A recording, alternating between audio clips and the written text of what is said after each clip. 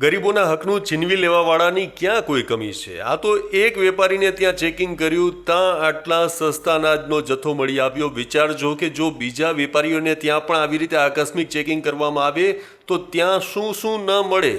આ વાત છે પંચમહાલના શહેરાનગરની, જ્યાં પટેલ ટ્રેડર્સ નામની આ ખાનગી અનાજના વેપારીને ત્યાં જિલ્લા પુરવઠા અધિકારીએ આકસ્મિક ચેકિંગ કર્યું. અને આ ખાનગી વેપારીને ત્યાં ગોડાઉનમાંથી ચોખાના 54 કટ્ટા અને ઘઉંના 8 કટ્ટા મળી આવ્યા. અને અનાજનો આ તમામ જથ્થો સરકારી અનાજનો હતો. આમ કુલ ઘઉં અને ચોખા મળી સરકારી અનાજનો કુલ 3093 કિલો જથ્થો જપ્ત કરવામાં આવ્યો છે. અને તંત્ર દ્વારા ગોડાઉનને સીલ કરવાની કાર્યવાહી હાથ ધરવામાં આવી છે. નોંધનીય છે કે અગાઉ પણ આ જ વેપારીને ત્યાંથી મામલતદારે સરકારી અનાજના 10 કટ્ટા ઝડપી પાડ્યા હતા. અને જે તે સમયે જિલ્લા પુરવઠા વિભાગે આવું કૃત્ય ફરીથી ન કરવાની સૂચના આપી હતી.